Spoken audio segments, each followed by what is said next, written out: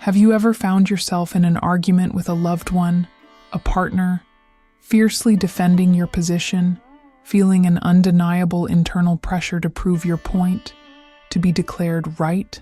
Perhaps you even won the argument, leaving your partner silent, perhaps even defeated. And in that hollow victory, did you feel the love between you diminish, even if just by a subtle, almost imperceptible fraction? Did you sense a distance opening, a vital spark fading, replaced by a quiet, uncomfortable silence? This feeling, this subtle erosion, is not a coincidence. It is the insidious consequence of a deeply ingrained pattern, a fundamental misunderstanding of what truly nourishes love and what subtly, yet surely starves it. This is not about surface-level disagreements. It is about the deeper current of our own internal states, the unseen forces that dictate the true health of our most intimate bonds. Many women I speak with, women like you, introspective and sensitive, seeking profound connections, often describe a recurring frustration. They feel trapped in cycles of miscommunication, of feeling unheard, of desperately trying to convey their truth, only to be met with resistance, or worse, silence. This frustration often stems from a deep-seated desire for recognition, for validation, for the other to see and understand their reality. And in that desire, an unconscious defense mechanism arises, the need to be right. This need, seemingly harmless, perhaps even justified in the moment, carries a far greater spiritual cost than we often realize. It is a manifestation of the ahamkara, the false ego, which craves validation and control, asserting its perceived reality above all else. This isn't about being manipulative or intentionally hurtful. It's a deeply human, often unconscious pattern rooted in fear, the fear of not being seen, not being valued, not being enough. This fear then manifests as a relentless pursuit of external validation, a desperate attempt to solidify our worth through proving our intellectual or emotional correctness. We have been conditioned by society to value logic, reason, and empirical truth above all else, often extending this framework inappropriately into the realm of the heart. In the sacred space of a relationship, where vulnerability, empathy, and intuitive understanding are paramount, the rigid insistence on being right becomes a formidable barrier. It transforms a potential dance of connection into a battlefield of egos, where mutual understanding is sacrificed at the altar of individual vindication. And what is the true cost of this victory? It is the very essence of intimacy, the subtle thread of trust and openness that allows love to flourish. When we prioritize the ego's need to be right, we inadvertently close off the channels of true connection, creating a chasm where a bridge should be. This is not a condemnation of your intelligence or your legitimate perspective. It is an invitation to look deeper, to understand the spiritual mechanics at play. The Raja Yoga philosophy, as taught by masters like Yogi Ramacharaka, illuminates the nature of the self versus the not-self. Our thoughts, emotions, and even our most cherished beliefs, while appearing to be us, are often just fluctuations, vrittis, of the mind. The true self, your unchanging you, observes these fluctuations but is not defined by them. When we insist on being right, we are identifying with a particular vritti, a particular mental construct, instead of resting in the sovereign awareness of our true you. This identification fuels the ego, creating friction in our relationships. It's as if we're trying to steer a ship by fixing our gaze on a single wave, rather than understanding the vast ocean and the true direction of our voyage. The ancient Vedic wisdom, particularly the teachings of Lord Krishna in the Bhagavad Gita, offers profound insights into this very human tendency. Krishna, in his divines discourse, often speaks about the nature of attachment, ego, and the path to liberation. He does not condemn us for our human flaws, but rather illuminates the consequences of our attachments and actions. The pride that drives the need to be right is not merely an intellectual conceit. It is a spiritual impediment. It prevents the humility necessary for genuine connection, for empathetic listening, and for the surrender required to truly love and be loved. It is this very pride that can become a silent, corrosive force, subtly poisoning the wellspring of affection, leaving behind a residue of resentment and distance. You may find yourself asking, but if I don't defend my truth, won't I be walked over? Won't I lose myself? This is a valid concern, born from a lifetime of conditioning. But the truth, as revealed by the ancient wisdom, is far more empowering and liberating. Releasing the need to be right is not about becoming a doormat or losing your voice. It is about discerning who is speaking. Is it your authentic you, rooted in sovereignty and wisdom, or is it the reactive ego, clinging to its version of reality out of fear? It is about choosing peace over proving a point, understanding over winning, and love over individual triumph. This journey requires courage, self-awareness, and a willingness to transcend the superficial games of the ego. It is a path towards true emotional sovereignty, where your inner peace is not contingent upon external validation or the outcome of a debate. It is a path that allows you to love with an open heart, without the chains of attachment to specific outcomes, particularly the outcome of being right. Are you ready to explore how this subtle pride, this seemingly innocent need, might be silently eroding the love you so deeply crave? Are you ready to discover the profound power that lies in releasing the need to control the narrative, and instead, embracing the vast, inclusive consciousness of your sovereign you? We are about to embark on a journey that will challenge your assumptions about conflict, connection, and the true nature of love. Guided by the timeless wisdom of Raja Yoga and the Vedic tradition, let us begin to unravel the threads of this deep-seated pattern and reclaim the sacred space within your relationships, transforming battlegrounds into gardens of shared understanding and unconditional affection. That unsettling feeling, the exhaustion of trying to be the perfect woman, always interesting, calm, independent, yet still feeling like an option, often traces back to a deeper internal struggle, the ego's desperate need for validation, which manifests profoundly as the need to be right. This isn't just about winning an argument. It's about the mind's incessant drive to establish its version of reality as the definitive one. In the intimate dance of a relationship, where two subjective realities meet, the insistence on one being more correct than the other becomes a subtle, yet powerful, weapon against true communion. This is the ego's trap. It promises control and certainty through intellectual triumph, but delivers isolation and emotional distance. From the perspective of Raja Yoga, our mind is often described not as our master, but as an instrument, a tool of the higher you or self. Yet, due to a lack of awareness, we often become identified with its endless stream of thoughts and emotions, its vritis or fluctuations. When we enter a disagreement with a partner, our mind immediately begins to construct a narrative, assembling facts, memories, and perceived slights to support its position. This is the mind in its analytical, defensive mode.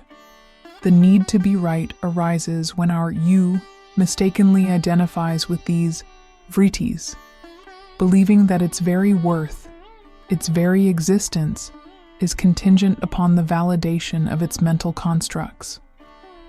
The true U is sovereign, whole, and requires no external validation. It merely observes the mind's activity without attachment. But when the ego, ahamkara, takes over, it clings to its perspective, fearing that to concede, to simply listen without judgment, is to diminish itself. Here lies a profoundly counterintuitive revelation. Being right in an argument often means being alone in your perceived victory. The win, is a spiritual defeat in the context of love. Think about it. When you triumph in a debate with your partner, what is the atmosphere left behind? Is it peace? Is it deeper connection? More. Often, it's a silence laden with resentment, a subtle withdrawal, or a feeling of being unheard on the other side. This is because the ego, in its quest for rightness, prioritizes intellectual assertion over emotional understanding. It seeks to conquer rather than to connect. The energy of an argument shifts from a mutual exploration of perspectives to a power struggle, where one person's ego must prevail. This is a crucial distinction. In the pursuit of rightness, we inadvertently sacrifice the very intimacy we claim to desire. This is not to say that you should never express your truth or stand your ground on important matters. But the energy behind that expression, the attachment to the outcome of being validated as right, is what causes the damage. So, how do we begin to dismantle this egoic trap? The practical consequence is to cultivate the practice of observation. Instead of immediately engaging with the impulse to correct, to defend, to prove, pause. Ask yourself, who is speaking right now? Is it my sovereign you, or is it the reactive mind, driven by the fear of invalidation? Yogi Ramacharaka teaches that the will, the true power of the you, can direct the mind. When the impulse to be right arises, use your will to simply observe that impulse. Do not judge it, do not suppress it, but do not act on it blindly. Notice the sensation in your body, the tightening in your chest, the quickening of your breath. These are signals that the ego is asserting itself, identifying with the thought. This simple act of observation creates a space between your you and the vritti, allowing you to choose a different response. You are not your thoughts. You are the awareness that observes them. Consider the metaphor of the mind as a turbulent river. When we insist on being right, we are like a rock stubbornly lodged in the middle, creating more turbulence, more eddies, more resistance to the natural flow. We believe that by holding our ground we are strong, but in reality, we are creating friction and preventing the river of connection from flowing smoothly. The rightness becomes a point of obstruction. The path of the sovereign you is to learn to flow with the river, not to become the rock. It is to understand that peace is not found in controlling the river's course, but in adapting to its movement, allowing for the natural unfolding of connection without the ego's insistent demands. This isn't about giving in or losing yourself. It is about understanding that true strength lies in fluidity, in humility, in the profound ability to listen without the immediate agenda of rebuttal or self-defense.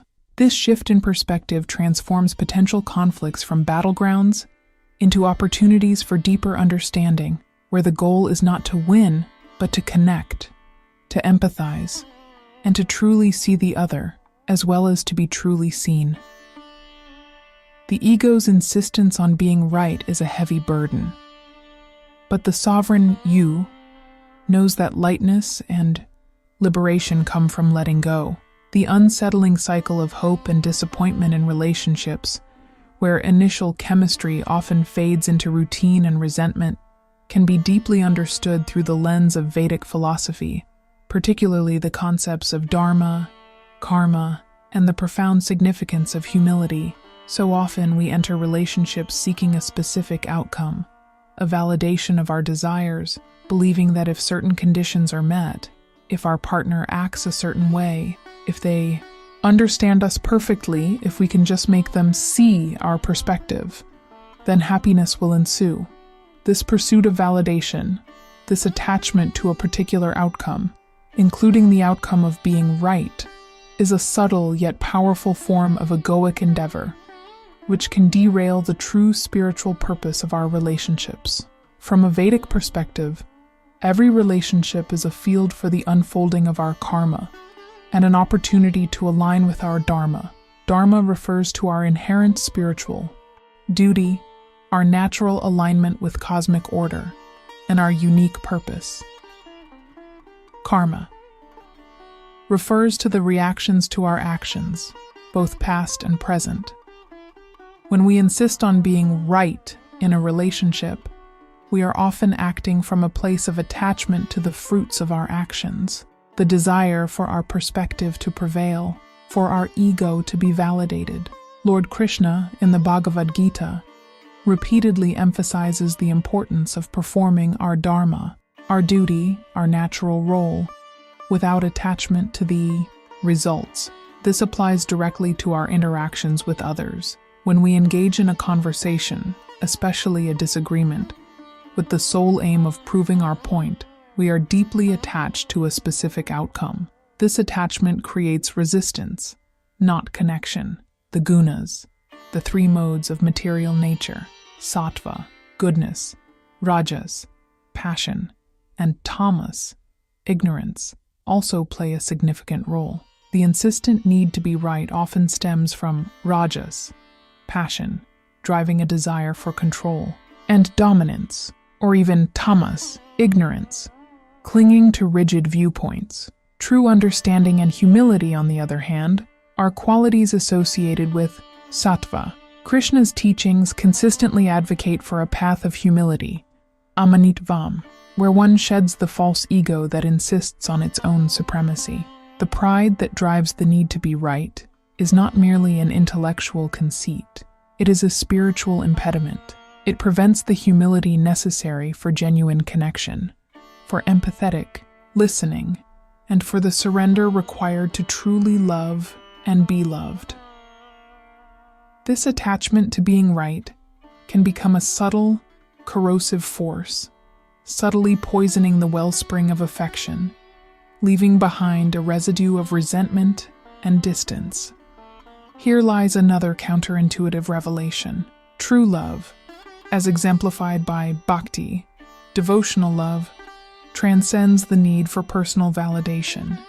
It is about serving, understanding, and connecting, not about conquering or being intellectually superior.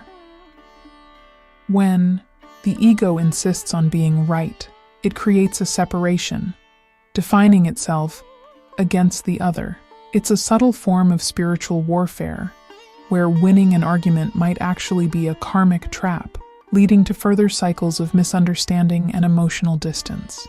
The victory of being proven correct feels empty because it doesn't nourish the soul. It only feeds the ego. The true victory in a relationship is shared understanding, mutual respect, and the deepening of connection, which often, requires one or both to release the need for individual vindication. So, how do we practically apply this Vedic wisdom? One powerful technique is to use moments of disagreement or the impulse to be right as a spiritual mirror. When you feel that tightening in your chest, that urge to assert your view, pause. Instead of engaging in the debate, engage in self-inquiry. Ask yourself, is my primary intention here to truly understand, or is it to prove my point? Am I acting from my dharma of loving connection, or from the karma of past patterns of needing control? This response from a place of dharma, rather than reactive ego, shifts the entire dynamic. It transforms a potential conflict into an opportunity for growth and genuine empathy. This requires humility, the willingness to momentarily set aside your own perceived rightness, to truly listen, not to formulate a rebuttal, but to genuinely absorb your partner's perspective. Consider the metaphor of a relationship as a sacred dance. Each partner has their own unique rhythm, their own steps. When the ego steps in, insisting on being right, it's like one dancer trying to force the other into their own steps, condemning anything that doesn't align perfectly. The dance then becomes a wrestling match, a rigid confrontation, losing all its grace, fluidity, and joy. But when both dancers release the need to dictate the steps, when they move with humility and responsiveness, listening to the subtle cues of the other, the dance becomes harmonious, beautiful, and truly transformative. The ego's insistence on rightness is a heavy burden that prevents this natural flow. The sovereign you, however, understands that true strength lies in a humble heart, in the willingness to serve the connection rather than the self, thus creating a space where authentic love, born of understanding and respect, can truly flourish. This is the path of liberation from the constant need for external validation, leading to true inner peace and fulfilling relationships.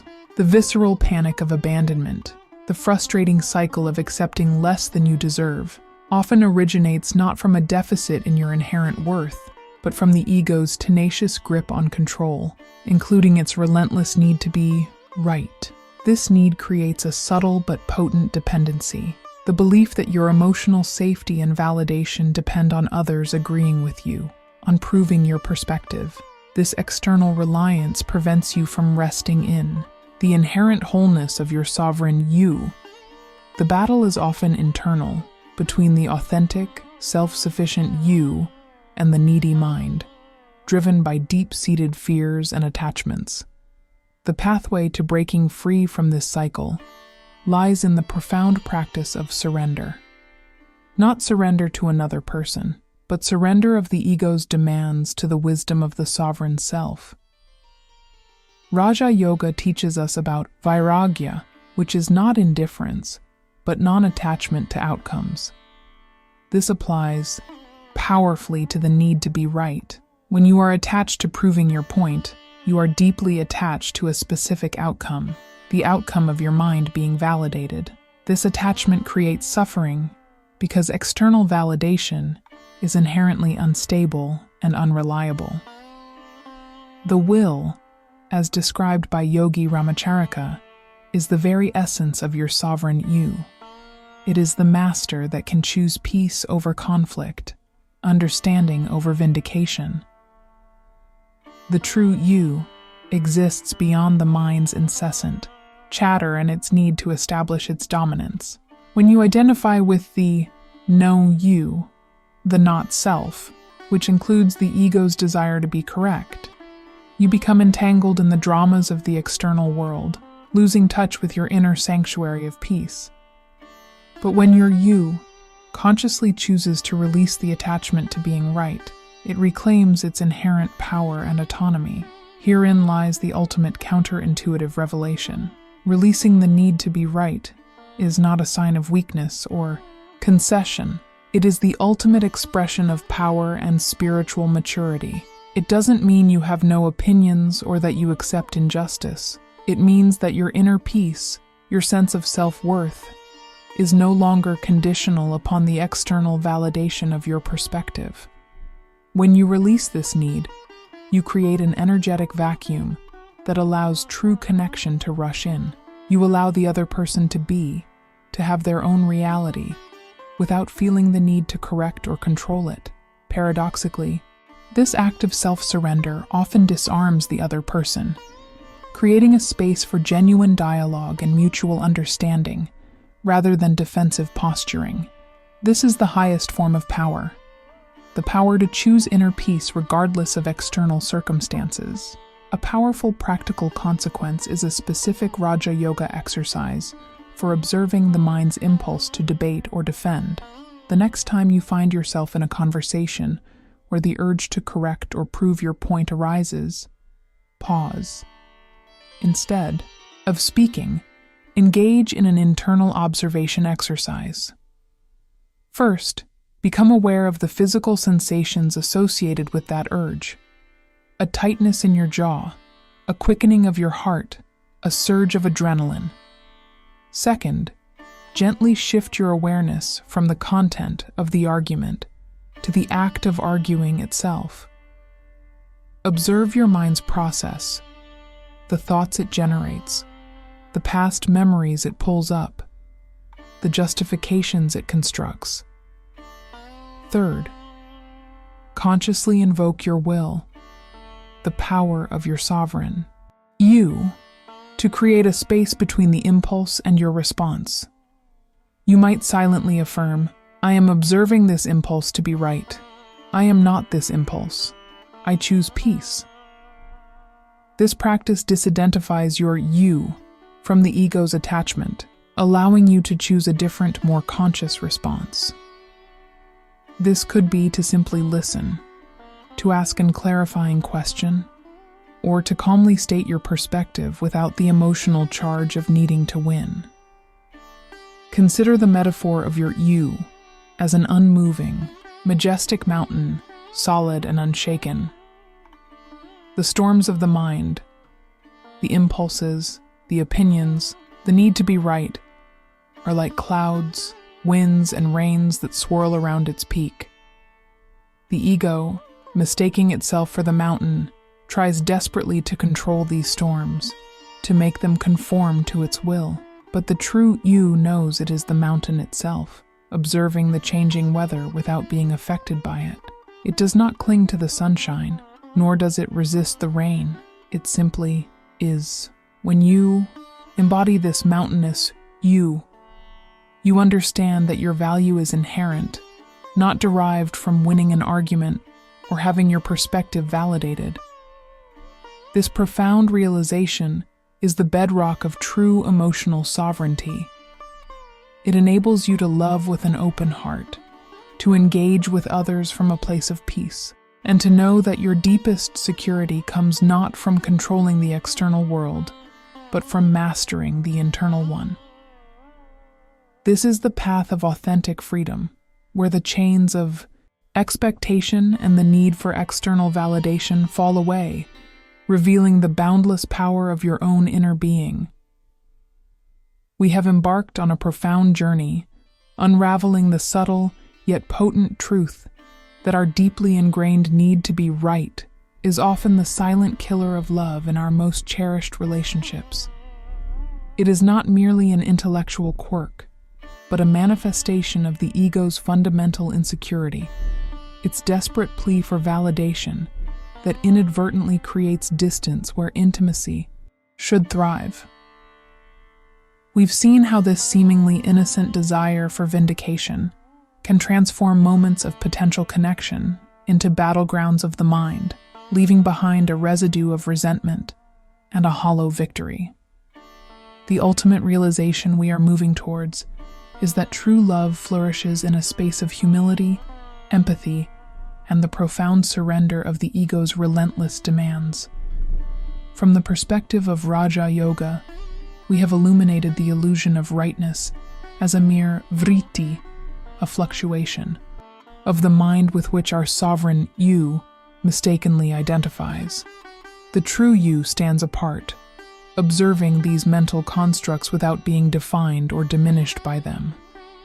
The insistence on being right traps us in the ahamkara, the false ego, preventing us from accessing the boundless peace and unwavering self-worth that resides within our true self. We discovered that the act of simply observing this impulse, rather than blindly acting upon it, is the first step towards reclaiming our internal sovereignty, allowing the will to guide us towards higher consciousness, rather than reactive pride.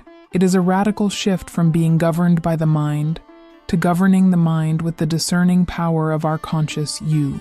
The timeless wisdom of the Vedas, particularly the teachings of Lord Krishna, has further deepened our understanding. We explored how the constant pursuit of being right is an attachment to the fruits of our actions, a karmic entanglement that distracts us from our true dharma in relationships. Dharma calls us to engage with humility, to act with understanding, and to offer love without demanding a specific reciprocal validation from the other. The pride condemned by Krishna is precisely this egoic insistence, this self-centeredness that eclipses the spiritual truth of unity and connection. When we choose to release this pride, we open ourselves to the possibility of bhakti, unconditional devotional love, where our interactions are guided by a spirit of service and empathy, rather than by the desire for individual triumph. This profound shift allows us to move beyond transactional relationships into a realm of genuine, heartfelt connection. The core of this transformation lies in cultivating the sovereign you through the practice of surrender. This is not a surrender of your integrity or your voice, but a powerful surrender of the ego's need for control and external validation. It is the brave act of choosing inner peace over the fleeting satisfaction of being proven correct. We learned that releasing the need to be right is not a weakness, but a supreme act of strength that disarms the conflict, allowing true intimacy to emerge. By consciously invoking our will, we create space between our true self and the ego's impulses, choosing responses rooted in compassion and understanding instead of reactive defense. This practice allows us to stand firm in our own intrinsic worth, knowing that our peace is an internal wellspring, untouched by external agreement or disagreement. This journey is not without its challenges. Your mind, accustomed to its old patterns, may protest. It may whisper doubts, telling you that if you don't fight for your truth, you will be overlooked, unheard, or taken advantage of. But this is the ego's last stand, its desperate attempt to maintain control. Remember the metaphor of the mountain. Your you is vast, unmoving, and whole. The thoughts of doubt are merely clouds passing by.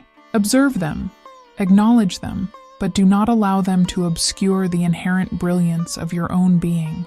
This is a path of profound liberation, leading to a deep, abiding peace that is independent of external circumstances or the opinions of others. It is the true freedom that comes from knowing who you truly are, beyond the fleeting dramas of the mind and the demands of the ego. Consider this. What if the friction you've experienced in relationships, the constant battles for understanding and validation, has actually been a divine invitation, an invitation from the universe, from your own deepest self, to look within, to reclaim your power from the superficial need to be right, and to finally align with the profound humility and expansive consciousness that true love demands? What if the greatest act of love you can offer, both to yourself and to your partner, is to release the heavy burden of being right, and instead, simply be present, understanding, and open to the vast, shared reality that unfolds when egos step aside? This path leads not to loss, but to an infinitely richer, more peaceful, and genuinely loving connection, rooted in the unshakable sovereignty of your you. As we conclude this exploration, take a moment to absorb the profound implications of what we've discussed. The journey from the need to be right to the serenity of simply being is perhaps one of the most transformative paths you can embark upon in any relationship, and indeed, in your life. It is a journey that moves you from a fragmented self, constantly seeking external validation, to the integrated, whole, and sovereign you that resides within you. This isn't about ignoring your perspectives or dismissing your truth. It's about shifting the energy behind how you hold and express that truth. Remember, the true battle is never with another person, but always within your own mind. The need to be right is a mind-created construct, a subtle form of spiritual pride that subtly sabotages the very connections your heart longs for. By understanding its roots in the ahamkara and its manifestation as vrittis, you gain the power to observe it without becoming entangled. This awareness, cultivated through the practices of Raja Yoga, gives you the agency to choose peace over conflict, empathy over egoic assertion. It is an active, conscious choice that empowers you to transcend old patterns. The wisdom of Krishna and the Vedas offers us a powerful compass.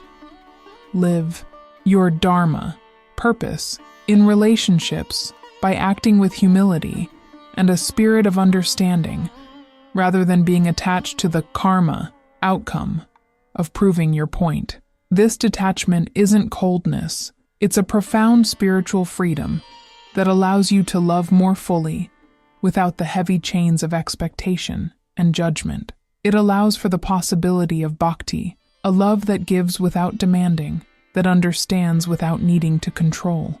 The sovereign you does not need to be right to key. Know its worth. Its worth is inherent, boundless, and unaffected by external agreement or disagreement. Every time you consciously choose to release the grip of rightness, even in the smallest of interactions, you are strengthening your will, refining your consciousness, and aligning more deeply with your authentic self. This practice, consistently applied, becomes a powerful force for personal liberation and for the cultivation of truly harmonious, loving relationships. It transforms you from a reactive participant in conflict into a conscious creator of peace and understanding. This is a continuous journey, not a destination. There will be moments when the ego tries to reassert its dominance, when the old impulse to prove yourself resurfaces. Embrace these moments as opportunities for deeper practice, for further refinement of your inner observer. Each time you gently bring your awareness back to your sovereign you, each time you choose peace over winning, you are building an unshakable foundation of inner strength and emotional freedom. This profound internal shift will inevitably radiate outwards, transforming not only your relationships, but every aspect of your life. You are not defined by your conflicts, but by your capacity for unconditional love and unwavering peace. This journey of self-mastery and profound relationship transformation is an ongoing one, filled with continuous opportunities for growth and deepening understanding. If the insights we've shared today resonated deeply with your own experiences, if you recognize the subtle power of the need to be right in your own life and relationships, then you are precisely where you need to be. I invite you to take a moment right now to reflect on one specific instance where releasing the need to be right could have transformed a challenging interaction. Share your insights, your personal reflections, or even your struggles in the comments section below. Your willingness to engage with these profound truths not only supports your own growth, but also enriches this sacred community of conscious women. If this philosophy, rooted in the sovereign you of Raja Yoga and the timeless wisdom of the Vedas, speaks to your soul, then consider subscribing to this channel. Activate the notification bell to ensure you don't miss future explorations into emotional sovereignty, genuine connection, and the spiritual depths of human relationships. We are here to navigate this path together, to shed light on unconscious patterns, and to empower you to create a life of profound peace and authentic love from the inside out. Your journey towards unshakable inner peace begins and continues with each conscious choice you make. Let us continue to build this sacred space of lucidity and power together.